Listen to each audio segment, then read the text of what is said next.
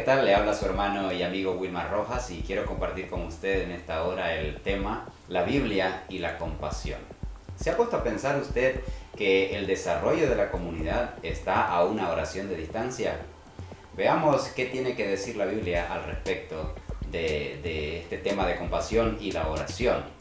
Ahí en Jeremías capítulo 29, Dios a través del profeta Jeremías llama a su pueblo que está siendo llevado en cautividad hacia Babilonia a que procuren la paz de la ciudad a la cual están siendo transportados. Les dice, rueguen por ella, dice, porque en su paz vosotros también tendréis paz. Entonces Dios nos llama a hacer esto porque la oración nos hace adquirir un nivel de compromiso cuando tiene el propósito shalom, es decir, una restauración integral. Veamos cómo una oración nos conduce al desarrollo comunitario. ¿Qué sucede cuando oramos? Como cristianos, generalmente, cuando nos enteramos de una situación o alguna necesidad, oramos. El orar nos identifica con la necesidad y esa oración nos lleva a que el problema cobre vida, a que tenga un nombre. Por ejemplo, cuando estamos ahí en la mesa orando por nuestros alimentos, podríamos decir algo así: Señor, dale pan al que tiene hambre, pero dale también hambre de justicia al que tiene pan. Entonces, cuando oramos, surgen respuestas de ayuda. Puede ser que organice o motive hacia una respuesta de ayuda inmediata, hacia una emergencia. Puedo organizar una visita, puedo poner mi fe en acción. Aunque esta respuesta no resuelve todo el problema, sin embargo puede prevenir o puede salvar una vida, puede prevenir una crisis. Después de un tiempo, esta misma ayuda podría ser sistematizada y desarrollarse hacia una asistencia institucional. ¿Qué significa esto de asistencia institucional? Significa que yo ya no estoy yendo hacia las familias llevándole una canasta básica, ya no estoy yendo a la comunidad a dar una asistencia de salud una vez al mes o yendo a una salita a dar apoyo escolar, sino que he desarrollado algo más estable. Sin embargo, esta de asistencia institucional corre el riesgo de no ser sustentable, también de crear dependencia. Entonces, esto nos lleva a pensar en el siguiente paso, el desarrollo comunitario. ¿Qué significa esto? Que implemento programas que involucren a la comunidad, que la comunidad participe en la solución de sus problemas. Por ejemplo, plantando huertas, por ejemplo, implementando emprendimientos que generen ingresos, reproducción de animales pequeños, etc. Cuando hacemos esto, usted se da cuenta de las injusticias que están ocurriendo en la comunidad y que no les permiten salir adelante. Entonces vamos con el siguiente paso, que es la defensoría y justicia social. Acá las cosas se le complican un poquito más a la iglesia, ya que esta no cuenta con las herramientas para hacer justicia. Pero al final le voy a compartir un testimonio al respecto. Entonces, es así como que podemos decir que el desarrollo de la comunidad está a una oración de distancia. Veamos un ejemplo de desarrollo comunitario bíblico allí en Mateo capítulo 14 y Marcos 6:30. Es un episodio bastante conocido, es Jesús alimentando a más de 5,000 personas. Se ha dicho que Cristo transforma y que cuando lo hace con el individuo y con su entorno. Así que veamos qué pasó en este episodio. Entonces se procedió a identificar las necesidades. ¿Cuáles eran las necesidades que se pudieron ver en ese episodio? Y una era que tenían hambre, estaban lejos de casa y no habían ventas para ir y comprar comida. Entonces se determinaron posibles soluciones, entre ellas despedirlos, buscar comida, que ellos fueran a buscar comida, o darles ellos mismos de comer. Como conocemos, se decidieron por esta última. Entonces se dispusieron a identificar los recursos con los cuales contaban. Se dieron cuenta que había espacio apropiado, que había mano de obra voluntaria, que tenían canastos, que tenían la oración y que también tenían 5 panes y 2 peces.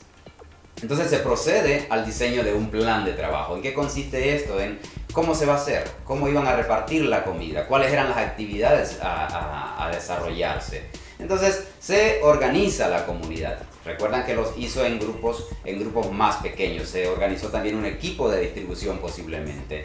Y después se definieron los objetivos. ¿Cuál era el objetivo? Alimentar más de 5,000 personas, ¿no?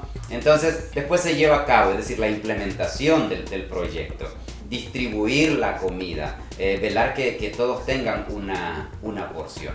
No nos olvidemos de la evaluación que ocurrió ahí. Dice que todos comieron, todos fueron saciados. Dice que sobraron 12 cestas de comida.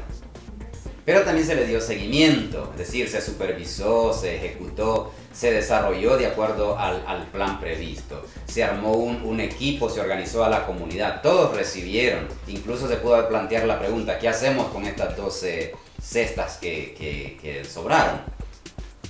Entonces, viendo este ejemplo también, MNC está interesada en el desarrollo de la comunidad o el desarrollo comunitario, y para esto se enfoca en 11 aspectos, implementándolo a través de proyectos y programas que vayan en pro, por ejemplo, del desarrollo integral del niño. Acá se vela porque los aspectos físicos, emocionales, espirituales y sociales del niño sean cubiertos. También se ocupa de atención a emergencias. Acá en Argentina, por ejemplo, la erupción del Calbuco hace unos años, el episodio ahí en Comodoro Rivadavia también, la inundación en Gualeguaychú, donde también MNC estuvo ahí presente, entre otros. También se involucra en lo que es la lucha contra la trata de personas. Quiero felicitar anónimamente a uno de nuestros distritos que ha aportado de sus fondos una ofrenda en pro de este aspecto. También se enfoca en la hambruna, en provisión de granos, en un merendero, llevar un bolsón de alimento, una vianda. Y aquí también quiero felicitar a cada iglesia acá en Argentina que con mucho esfuerzo y esmero le dan un bocado de alimento a muchas familias que están en esta situación de hambre, ¿no? También se enfoca en el desarrollo económico. Este va más allá de una vianda, es equipar al individuo para salir adelante y que se valga por sí mismo, desarrollando programas o proyectos que les sirvan para despegar. También se enfoca en el agua limpia a través de pozos o cómo recopilar agua de lluvia, por ejemplo. También se enfoca en el cuidado de la salud, apoyando a hospitales o centros de salud, en el VIH, por ejemplo, el SIDA también, y en el refugio al inmigrante. Argentina, por ejemplo, es una nación hecha por inmigrantes, le ha abierto la puerta a muchos venezolanos, africanos, chinos, donde quizás muchos de ellos se encuentran en necesidad, y la iglesia puede brindarles una mano amiga más allá que discriminarlos, ¿no? También se enfoca en empoderar a las mujeres y las niñas en un mundo guiado por hombres. MNC procura abrirles un espacio donde ellas puedan sobresalir y aportar al desarrollo de la sociedad y de sí mismas. Y un último aspecto son las personas con discapacidad. Son personas que están en desventajas, que son echadas de menos, dejadas por un lado. Pero estas personas también tienen sentimientos, tienen sueños, tienen esperanzas. Así que como iglesia, salúdelos, proporciónales un espacio, inclúyalos.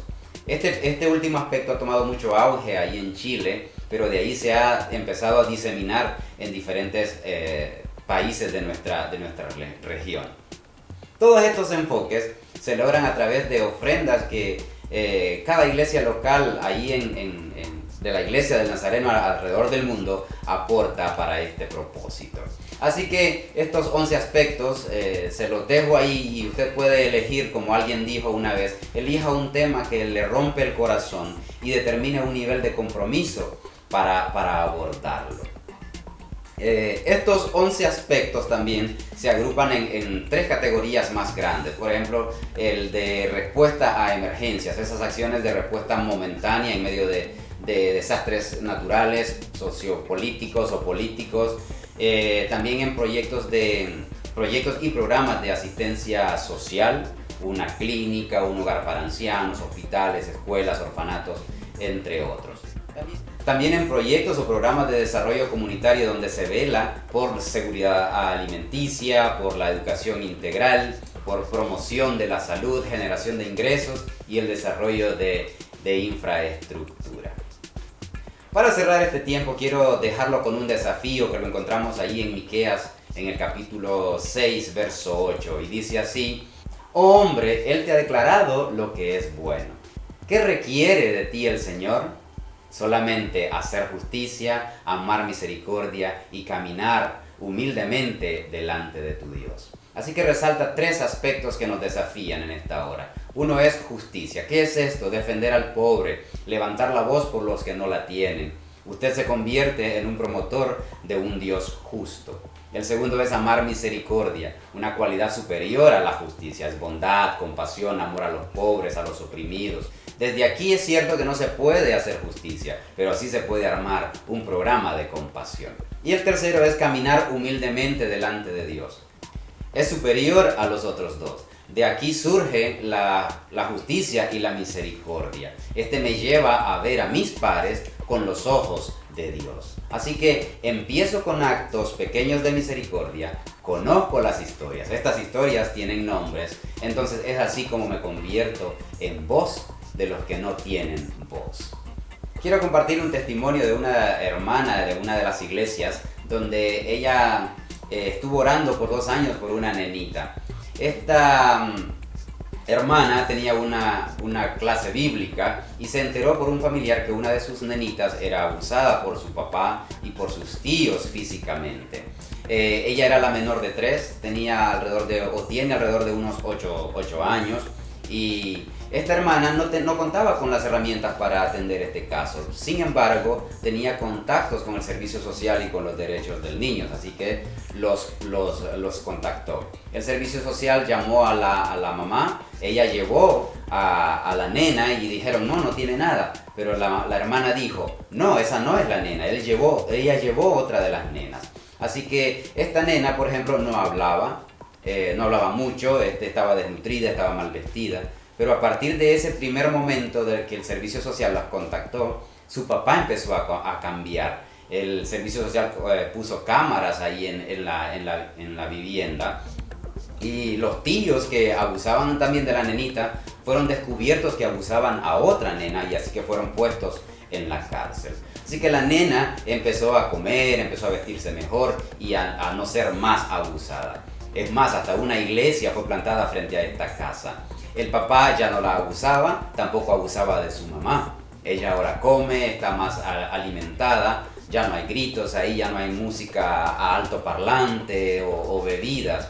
Entonces, mi hermano, mi hermana, es así como pasamos de la oración a la justicia. Por eso dije antes, elija un tema que le rompe el corazón y determine el nivel de compromiso para abordarlo.